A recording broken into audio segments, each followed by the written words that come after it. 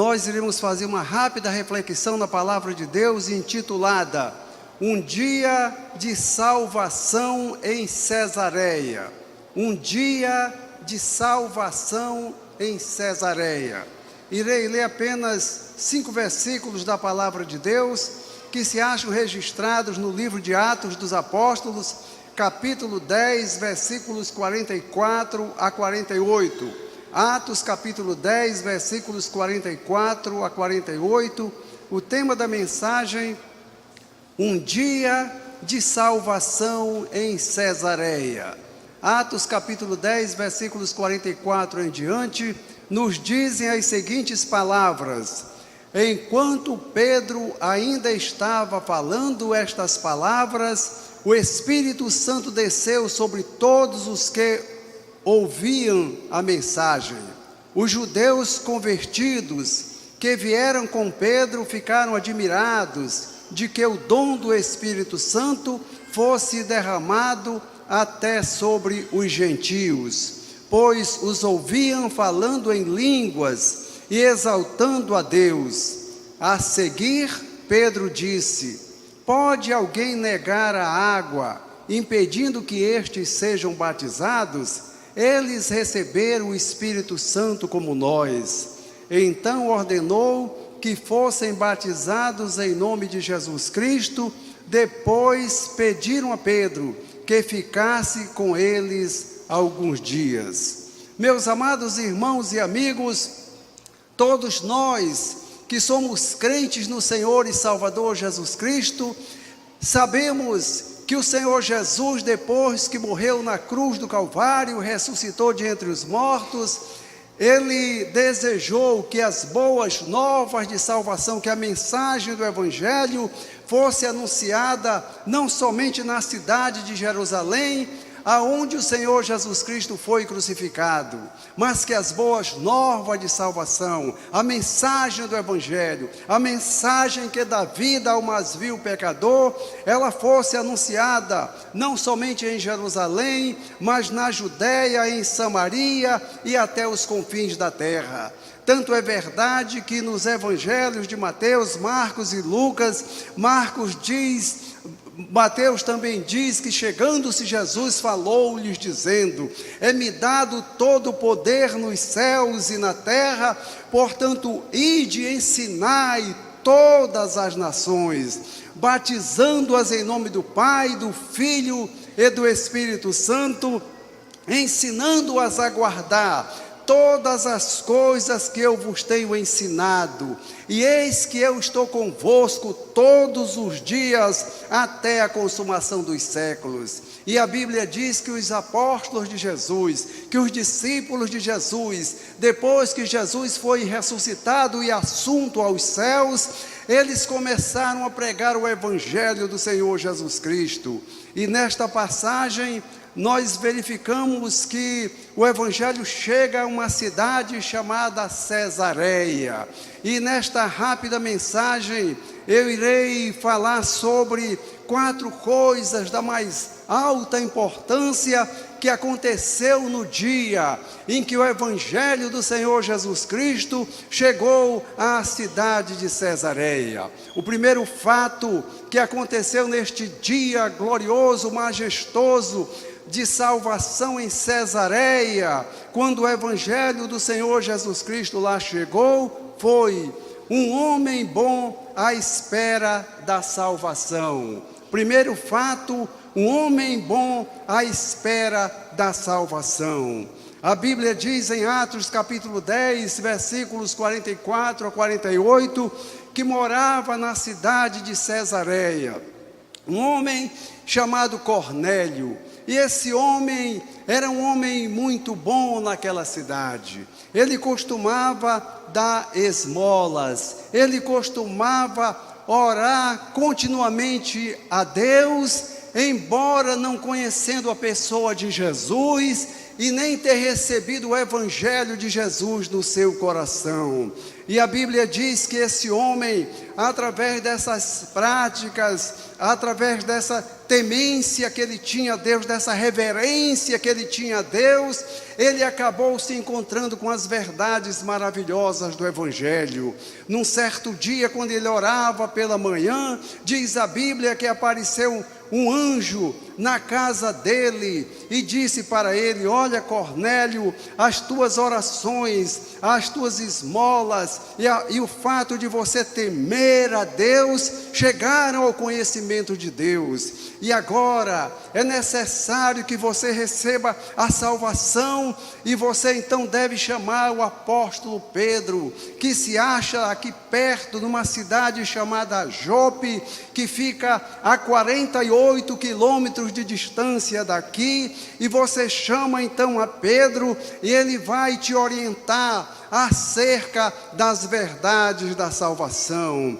E aí, meus amados irmãos, nós percebemos que vale a pena a pessoa ser reverente a Deus, vale a pena a pessoa temer a Deus, vale a pena a pessoa fazer a bondade, porque mais cedo ou mais tarde ela acabará se encontrando em definitivo com as grandes verdades de Deus e do Evangelho do Senhor e Salvador Jesus Cristo. O segundo fato que aconteceu nesse dia memorável de salvação em Cesareia é que o apóstolo Pedro foi o pregador daquele dia de salvação em Cesareia. Pois muito embora, meus amados irmãos, Cornélio, ele fosse um homem que dava esmolas, ele era um homem que orava a Deus, ele era um homem que temia a Deus, mas mesmo assim, ele precisava se deparar com as profundas verdades do Evangelho do Senhor Jesus Cristo, para receber a pessoa do Senhor Jesus no seu coração, para receber a presença do Santo Espírito de Deus na sua vida, e assim converter-se a Jesus e sentir a alegria e produzir os frutos da salvação que são operados por uma pessoa que recebe a Jesus como Salvador. E nos diz então o livro de Atos dos Apóstolos que Cornélio mandou chamar a Pedro, e uma das coisas que eu acho linda nesta passagem é que o apóstolo Pedro foi chamado e estava numa distância de 48 quilômetros. Talvez teve que vir a pé, ou talvez teve que vir montado em um cavalo, porque não havia as facilidades de transportes que nós temos hoje. E o que me chama a atenção ainda mais é que tão logo o apóstolo Pedro foi consultado e convidado para ir à casa de Cornélio, ele se prontificou logo de imediato em ir com as pessoas que o convidaram. Ele não cobrou um cachê de 10 mil reais, ele não pediu passagens e etc, ele não fez exigências, mas ele, como um grande pregador, comissionado por Deus, um homem de elevada idoneidade ministerial como o apóstolo Pedro, prontamente passou-se a caminhar e se dirigiu até a cidade de Cesareia. E diz a Bíblia, meus amados irmãos, que lá chegando na casa de Cornélio, Cornélio já tinha chamado os seus amigos, reuniu toda a sua família, talvez tinha gente lá fora, no quintal, na frente da casa, aglomerados para ouvir a palavra do apóstolo Pedro. E diz então a Bíblia que lá chegando o apóstolo Pedro pregou a mensagem de salvação, a mensagem pura do Evangelho do Senhor e Salvador Jesus Cristo, que fala de uma vida nova, que fala de uma vida eterna. Hoje, lamentavelmente, as verdades profundas do Evangelho têm sido deturpadas por muitos pregadores oportunistas. E a gente percebe que quando o apóstolo Pedro chega à casa de Cornélio, ele fala acerca da salvação, ele fala acerca do Espírito Santo, ele fala acerca da vida eterna que devem receber as pessoas que recebem a Jesus como Salvador. E eu gosto de pensar que o apóstolo Pedro não chegou a Cornélio dizendo que Cornélio tinha que aceitar a Jesus, porque se ele aceitasse a Jesus como Salvador, ele talvez ia ter cavalos, ele talvez ia ter mansões, ele talvez ia ter dinheiro em banco, mas o apóstolo Pedro pregou o Evangelho na simplicidade que ele realmente tem, que é a transformação de vida, que é a pessoa ser transformada, que é a pessoa receber a palavra de Deus no coração, que é a pessoa receber o Espírito Santo, que é a pessoa começar a mudar de vida, recebendo uma dignidade moral, recebendo um novo caráter e passando a viver uma vida em novidade, como nós cantamos nesta noite, que recebemos um novo coração. Ah, meus amados irmãos, nós percebemos que existem neste mundo, através das bênçãos do Evangelho, existe uma coisa chamada bênçãos incomuns e existem também as bênçãos comuns. Um crente, ele depois que recebe a Jesus como Salvador, que recebe a palavra de Deus, que recebe o Espírito Santo, que se torna uma pessoa transformada, essa pessoa, esse novo crente, ele pode realmente até alcançar grandes fortunas financeiras, ele pode até alcançar mansões, ele pode até alcançar muitos bens materiais, mas esses bens, essas fortunas, pessoas que não são crentes também podem conquistar. Então são chamadas de bênçãos comuns, mas existem, meus amados irmãos, as bênçãos incomuns que o crente recebe, chamadas de bênçãos privativas dos crentes do Senhor Jesus, que são, meus amados irmãos, a certeza de salvação e a certeza de vida eterna. É exatamente a presença do Espírito de Deus no coração da pessoa, que não é qualquer um que recebe, não é através de um esforço humano, mas é pela misericórdia de Deus, em nós abrirmos o nosso coração e recebermos a Jesus como nosso Salvador. Felizes são aqueles que recebem as bênçãos comuns e recebem principalmente as bênçãos incomuns, as bênçãos privativas de todo salvo e remido pelo sangue de Jesus, que é o sabor de sentir a presença do Santo Espírito de Deus no coração. Glórias sejam dadas ao nome do Senhor. O terceiro fato que aconteceu no dia em que o Evangelho chegou à cidade de Cesareia: Jesus batizou com Espírito Santo naquele dia. Jesus batizou com Espírito Santo naquele dia.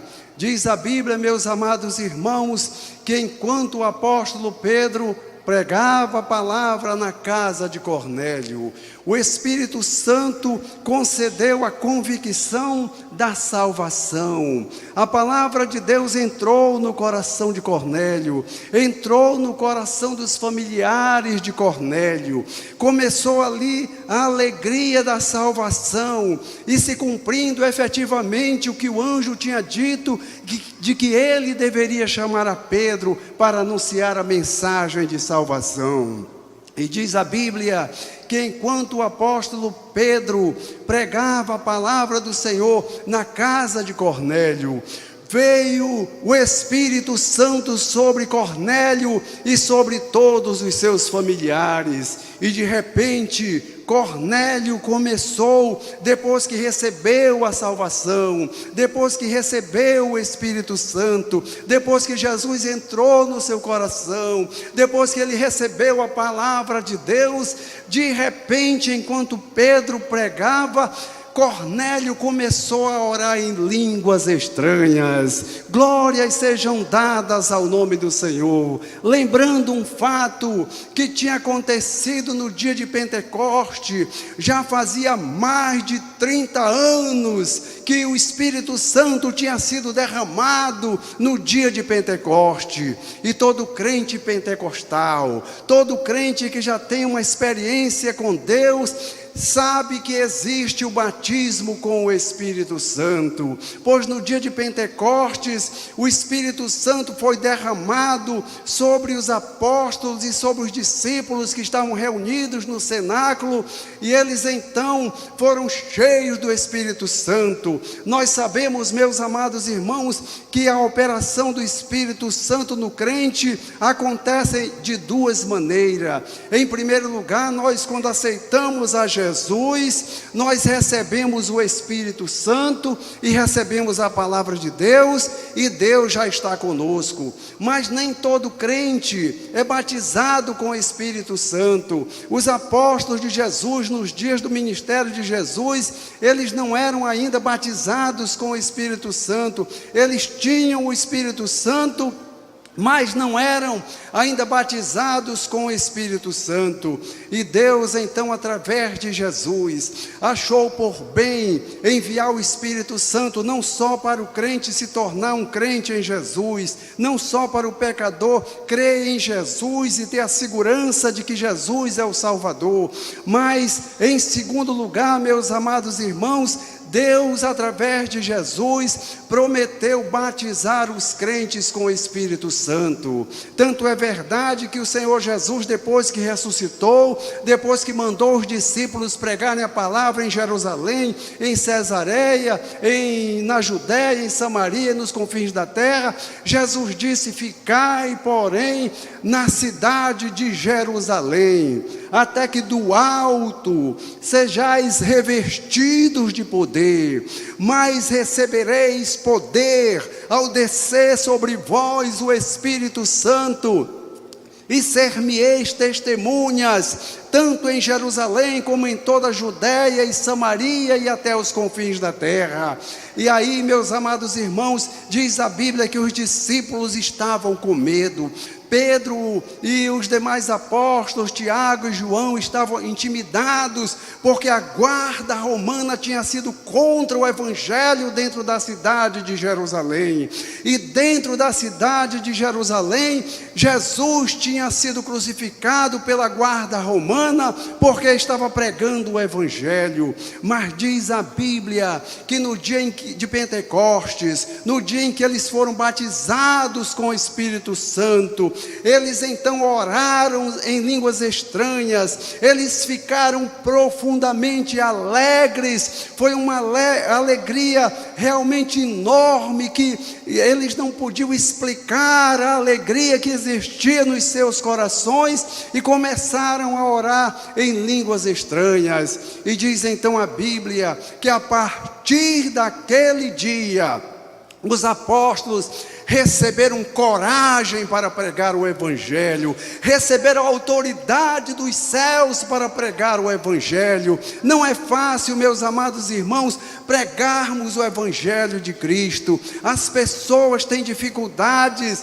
para acreditar que existe um mundo espiritual. As pessoas têm dificuldade de entenderem que existe uma salvação em Jesus, e que na eternidade, quando nós passarmos desta vida para ela, lá existe vida. O ser humano realmente não consegue entender estas verdades. E o apóstolo Paulo explica que o homem natural, sem a presença do Espírito Santo, sem a presença do poder da palavra de Deus, ele não consegue entender as coisas de Deus, porque estas lhes parecem loucuras. Mas o apóstolo Paulo acrescenta dizendo que Deus nos revelou pelo seu Espírito Santo, porque o Espírito Santo penetra a todas as coisas e ainda as profundezas de Deus. E os apóstolos então começaram a pregar,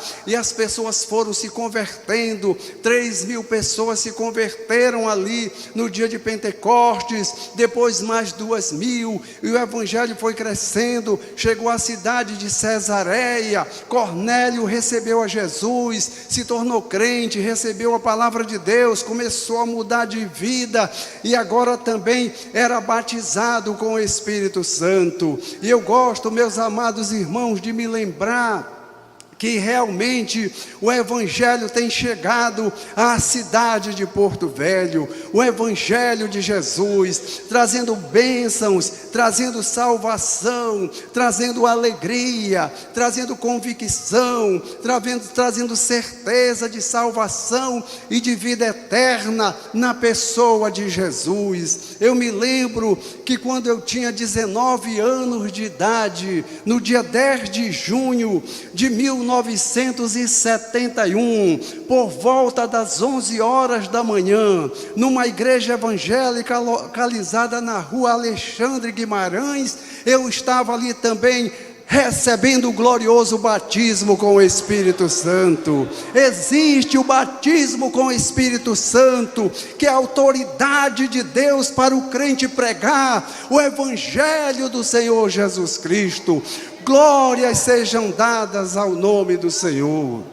E para concluir esta mensagem, o quarto fato que houve no dia em que o Evangelho chegou a Cesareia: houve batismo nas águas naquele dia de salvação. Houve batismo nas águas naquele dia de salvação. O Evangelho chega a Cesareia. Pedro prega um Evangelho correto para Cornélio e seus familiares. O Evangelho entra no coração de Cornélio e de seus familiares. O Espírito Santo entra. Cornélio começa a mudar de vida. E aí, meus amados irmãos, ele recebe o batismo com o Espírito Santo e já começa a orar em línguas estranhas. E todas as pessoas que vieram com Pedro, mesmo sendo pessoas de nacionalidade judaica, ficaram admirados, porque ela era pela primeira vez que pessoas que não eram da nacionalidade judaica recebiam o batismo com o Espírito Santo. E os companheiros de Pedro ficaram admirados. E Pedro ficou um pouco constrangido, porque havia uma certa restrição às pessoas que não eram da nacionalidade judaica. E aí Pedro então explica: se essas pessoas receberam a Jesus, se essas pessoas foram batizadas com o Espírito Santo, quem pode impedir que elas também sejam batizadas nas águas? E aí o apóstolo Pedro orienta, ordena de que Cornélio com os seus familiares ali sejam batizados nas águas também naquele dia. Existe o batismo com o Espírito Santo e o batismo nas águas. O batismo nas águas é uma solenidade que deve acontecer na vida do crente em Jesus. Depois que nós recebemos a Jesus, depois que o Espírito Santo está em nós, depois que a palavra de Deus está em nós, depois que nós temos a segurança da salvação em Jesus, nós devemos nos batizar nas águas, em nome do Pai, do Filho e do Espírito Santo. O batismo nas águas é uma solenidade igualmente como a celebração da Santa Ceia, que foi instituída por Jesus para a igreja do Senhor celebrá-la constantemente. E aí nós percebemos, meus amados irmãos, que o batismo nas águas, ele não salva a pessoa, mas todo aquele que é salvo em Jesus deve se submeter a esta solenidade que foi instituída pelo Senhor Jesus, que é o batismo nas águas. O batismo nas águas é tão importante que o Senhor Jesus, quando foi iniciar o seu ministério terrestre, ele não teve início a ele, enquanto ele não se dirigiu às águas do Rio Jordão para ser batizado por João Batista. E todo crente sabe que João Batista ficou constrangido, porque sabia que Jesus era maior do que ele. E João Batista diz: eu é que deveria ser batizado por ti, mas tu vens a mim. E Jesus responde: deixa por agora, João, para que se cumpra toda a justiça de Deus. E Jesus se submeteu ao batismo nas águas. E uma das coisas que eu gosto de pensar no batismo nas águas é de que é uma solenidade honrada por Deus naquele momento. Tanto é que quando Jesus saiu da água, que começou a subir o barranco do Rio Jordão, diz o evangelista Lucas que o Espírito Santo veio sobre ele. O Espírito Santo desceu sobre Jesus e ouviu-se uma voz do céu que dizia, Deus Pai falando: este é o meu Filho amado, no qual tenho colocado toda a minha alegria. O batismo de Jesus foi honrado por Deus Pai e pela presença do Espírito Santo. E nesta noite, quando o Evangelho tem chegado à cidade de Porto Velho, nós também temos a convicção de que esta solenidade que vai acontecer agora há pouco, ela está sendo honrada por Deus, está sendo honrada por Jesus, o Deus Filho da Trindade, e pelo Divino Espírito Santo. Glórias sejam dadas ao nome do Senhor. Que Deus nos abençoe e nos guarde para todo sempre.